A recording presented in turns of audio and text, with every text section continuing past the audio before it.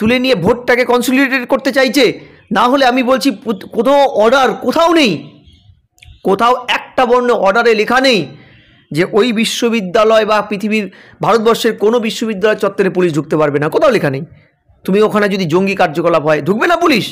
জাতীয় তকমা হারালো যাদবপুর বিশ্ববিদ্যালয়, চূড়ান্ত তালিকা থেকে নাম কাটা গেল যাদবপুর বিশ্ববিদ্যালয়, কি বলবেন? হ্যাঁ, দুটো জিনিস।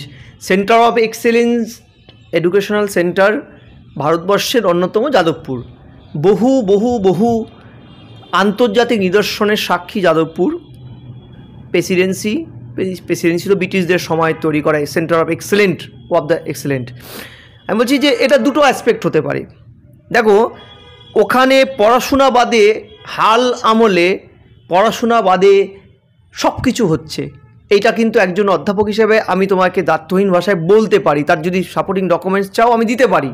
তোমার খেয়াল করতে পারো 60, 70, 80, 90, 2000 এই প্রত্যেকটা দশকে কিন্তু ওখানে যেমন লড়াই হয়েছে, আন্দোলন হয়েছে, ভয়ানক তীব্র আন্দোলন হয়েছে, হিংসাত্মক আন্দোলন হয়েছে, ভিসি খুন হয়েছেন ওই ক্যাম্পাসে, আবার মেধার মননের চর্চাটাও হয়েছে। আজকে যে যাদবপুরটা আমরা দেখতে পাচ্ছি সেখানে আন্দোলন আছে, বিশ্রী কিছু আন্দোলন আছে, আছে অতিবাম, সতীবাম, পাতিবাম, ঠিক আছে, এইসব বামেদের আস্ফালন আছে।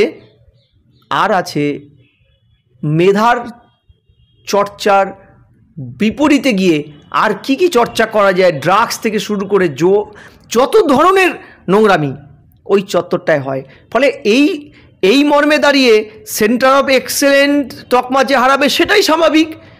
আজকে যাদবপুর বিশ্ববিদ্যালয়ে সিনিয়র অধ্যাপকদের মারা হয়, যাদবপুর বিশ্ববিদ্যালয়ের শিক্ষামন্ত্রী গাড়ির উপরে হামলা চালানো হয়। তার শিক্ষামন্ত্রী একজন পলিটিক্যাল পার্সোনালিটি, তার আর্টিকেল 19 অনুযায়ী কোনো একটা সংগঠন করার অধিকার তার আইনসিদ্ধ, সেখানে গিয়ে তার উপরে হামলা হচ্ছে। আমি বলছি না ভালো মন্দ, তৃণমূল চালিত সরকার পঞ্চায়েত ভোট করছেন না, স্টুডেন্ট ইউনিয়ন ভোট করছেন না, বাকি ভোটগুলো লুট করছেন, দিনের পর দিন ইউনিয়ন দখল করে বসে আছে, লিংডো কমিশনের সুপারিশ মেনে ওখানটা ছাত্র সংসদ নির্বাচন হয় না। এটা যদি সার্বিক অভিযোগ ছাত্রদের তরফ থেকে থাকে, তার জন্য গণতান্ত্রিক পথে আন্দোলন, গণতান্ত্রিক পথে শিক্ষামন্ত্রীর কাছে পৌঁছে গিয়ে তাদের কথা বারবার তুলে ধরা, একবার শুনিনি, দুবার শুনিনি, 3বার। কোথাও লেখা আছে শিক্ষামন্ত্রীর গাড়ির তলায় তুমি শুয়ে পড়বে গিয়ে? প্রথম।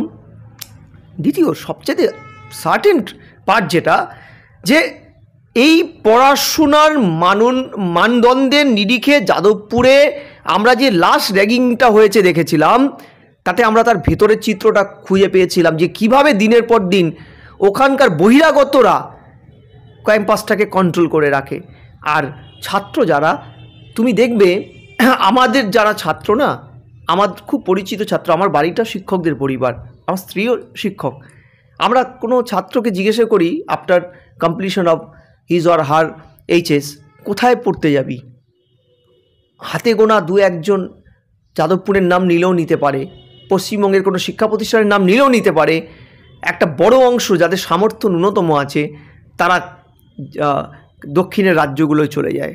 ইভেন শুনে রাখবে, হাল আমলে বিহার, উড়িষ্যা, ঝাড়খণ্ডে পড়তে যাওয়ার ট্রেন বেড়ে গেছে বাংলার ছেলেদের। কেন? তার কারণ এই যে ভয়ানক শিক্ষাঙ্গনায় বহিরাগতদের দাপাদাপি। তুমি যোগেশচন্দ্র কলেজ দেখো না, মুখ্যমন্ত্রী নিজে ওই কলেজের ছাত্র, সেখানে কিভাবে সাংবাদিকদের কালকে হেনস্থা করা হচ্ছে, কী নিয়ে? রং খেলা নিয়ে, দাপাদাপি। এটা কোন বাবা মা এইসব দেখে তার ছাত্রছাত্রী ছেলে মেয়েদের পাঠাবে বলো তো? পাঠাবে না।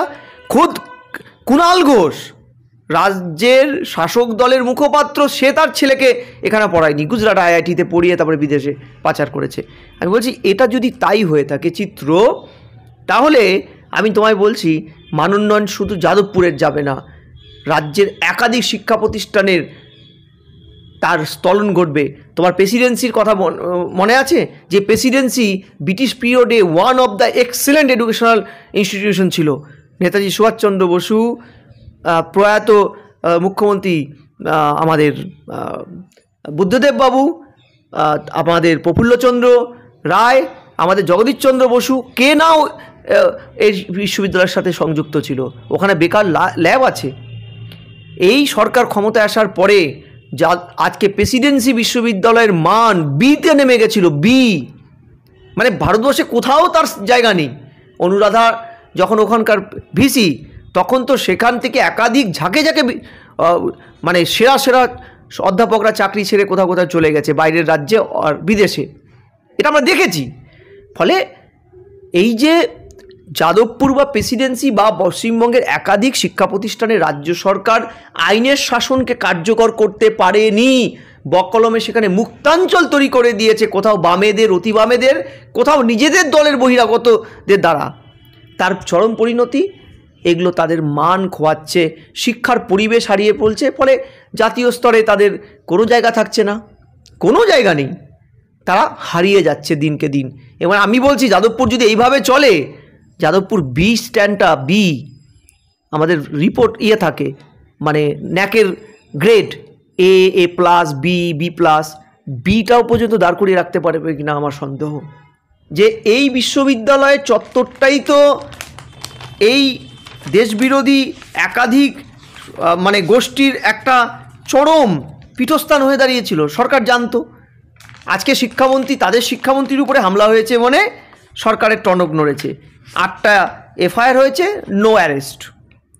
তার মানে কি আমরা ধরে নেব যে এই বর্তমান পশ্চিমবঙ্গের শাসক যারা, তারা এই যে হঠাৎ করে পশ্চিমবঙ্গের রাজনীতিতে ডাইনোসর হয়ে যাওয়া বাম, অতি বামদের আবার সক্রিয় করছে যাদবপুরকে ইস্যু করে?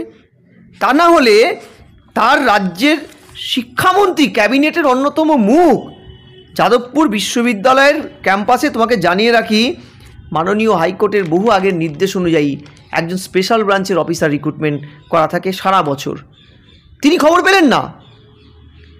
আসলে কি হয়, এই বাম, অতি বামদেরকে তুলতে পারলে তারা ভোট কাটার ভূমিকা নেয়, স্যান্ডউইচের ভূমিকা নেয়, ভোট কাটুয়া। তোমার খেয়াল নেই Sirajul, no vote to BJP, এর স্লোগান দিয়েছিল এই ছেলেটি, অধ্যাপক। তাকে পরবর্তীকালে মমতা ব্যানার্জি রাজ্যসভার সাংসদ করে পাঠান। এই যে রসায়নটা মনে রাখতে হবে, প্রধান বিরোধী দল বিজেপির সাথে তৃণমূলের ভোটের ডিফারেন্স 7% মাত্র, এবং এই 7%টাই হিন্দু শহরে ইন্টালেকচুয়াল বা সোকল ইন্টালেকচুয়াল কিংবা সোকল সেকুলার ভোট। এই ভোটটা বাম এবং কংগ্রেসের মধ্যে স্প্লিট করতে পারলে, আরও বাড়াতে পারলে, মমতা ব্যানার্জির আসনটা সুরক্ষিত হয়ে যাবে পুরোপুরি 26-এ। তাই কি এদেরকে তোলা হচ্ছে? তাই কি ওরা যেটা চাইছে, দেশবিরোধী জিগির তুলে নিয়ে ভোটটাকে কনসলিডেট করতে চাইছে? না হলে আমি বলছি কোনো অর্ডার কোথাও নেই, কোথাও একটা বর্ণ অর্ডারে লেখা নেই যে ওই বিশ্ববিদ্যালয় বা পৃথিবীর ভারতবর্ষের কোনো বিশ্ববিদ্যালয় চত্বরে পুলিশ ঢুকতে পারবে না, কোথাও লেখা নেই। তুমি ওখানে যদি জঙ্গি কার্যকলাপ হয়, ঢুকবে না পুলিশ, রাষ্ট্র ঢুকবে না, প্রথম। দ্বিতীয়, ওই ক্যাম্পাসকে কেন্দ্র করে একাধিক সময়ে যে আইসি, ফ্যাশ, এই ধরনের অজস্র গণসংগঠন গড়ে উঠেছিল ছাত্রদের, যারা ইন্ডিপেন্ডেন্ট নিজেকে নাম দেয়, তাদের পরবর্তীতে আমরা দেখেছিলাম কেউ কেউ বামেদের সময় বলাই হতো যে একটা সংগঠন, ওরা অতিবামীয় সংগঠন, দিনের বেলা অতিবাম স্লোগান লাচ্ছে, রাত্রিবেলা গিয়ে কংগ্রেসের কাজ করছে। দ্বিতীয়, ফ্যাশ এই বামপন্থী সরকার চলে যাওয়ার আগে আগে টোটাল ফ্যাশের ইউনিটির একটা বড় অংশ চলে গেল তৃণমূলে। অর্থাৎ এদের কোনো আইডেন্টিটি নেই, এরা টাইম টু টাইম মূল রাজনীতি, ধ্রুপদীয় রাজনীতি যেটাকে বলে, তাদের ক্রিয়নক পুতুলের ভূমিকা নেয়, নিয়ে ভোট কাটুয়া বা অন্য অসৎ কাজগুলো করে। তা না হলে তুমি বলো, ওদের এই ক্যাম্পাসটা কি সত্যিকারের ভূভারতের বাইরের কোনো অংশ? তা না হলে সমস্ত বিপ্লবপনা ওই ক্যাম্পাসের মধ্যে, আর ওখান থেকে বেরিয়ে হঠাৎ করে কর্পোরেট সংস্থাতে তারা চাকরিতে ঢুকে, ওখানে বলছে পুঁজিবাদ বিরোধী, সাম্যবাদ চাই, আমরা গরিবের অধিকার চাই। বাইরে বেরিয়ে বাবু তোমরা কোথায় থাকো? ভারতের সর্বভারতীয় রাজনীতিতে তোমাদের কোথায় অবস্থান থাকে? যে লালু, চালু, মদন এরা ক্ষমতায় আসীন হয় পরবর্তীকালে, আর তোমরা গিয়ে বিদেশে বড় বড় কর্পোরেট সংস্থায় গিয়ে হাজির হও। বামেদের সময় একটা স্লোগান এসএফআই দিত, শাসক দলের ছাত্র ইউনিয়নের নেতারা, যে প্রেসিডেন্সির বাইরের ট্রাম লাইনে নাকি, ট্রাম লাইনে অতি বামীয়দের আর কোনো জায়গা নেই, যা আছে প্রেসিডেন্সির ক্যাম্পাসের ভিতরে। অর্থাৎ ওরা ওই জায়গাতেই থাকে, ওরা কিছু ছাত্রের জীবন নষ্ট করে আপনার মনে আছে গোপাল সেন যখন হত্যা হলো, আচার্য গোপাল সেন কর্মজীবনের শেষ দিন হত্যা হলো, খুন হলেন, সেই খুনের পরে যে ছেলেটি তাকে হত্যা করেছিল অতি বাম, পরবর্তীকালে আমেরিকায় সেটেল হন, চরম ভোগবাদে জীবন করে কাটিয়ে গত বছর মারা যান। এই হচ্ছে এদের চরিত্র। এদেরকে শাসক ব্যবহার করে যখন যারা শাসক ক্ষমতায় থাকে, এবং তাই ভবিতব্য সত্য।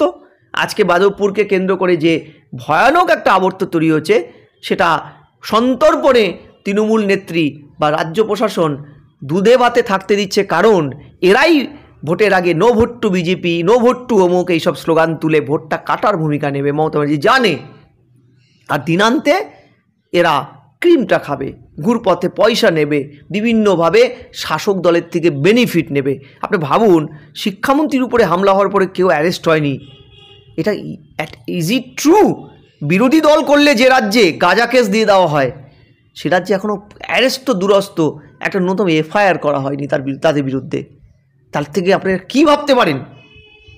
যাই হোক, এই অশুভ অতি বাম, পাতি বাম, সতী বাম, এই বামরা, বিধি বাম, এরা এই কাজটা করবে, এই কাজটা আরও করবে। 26-এর আগে দেখবেন দেশ বিরোধী হঠাৎ যদি এইরকমও স্লোগান ওদের থেকে ওঠে যে ভারত টুকরে টুকরে করার তো স্লোগান দিয়েছে, ভারতকে পাকিস্তান বা বাংলাদেশের সাথে যুক্ত করে দেওয়া হোক বলে এই তথাকথিত বিপ্লবীরা যদি এই স্লোগানটাও তোলে, তাহলে আপনি আশ্চর্য হবেন না, কারণ এরা কিন্তু বেসিক্যালি এই মতাদর্শটা নিয়েই চলে, এবং এটা যত বেশি এরা স্লোগানিং করবে, তত হিন্দু মুসলমান ভোটের ডাইভারশনে শাসক দল লাভবান হবে।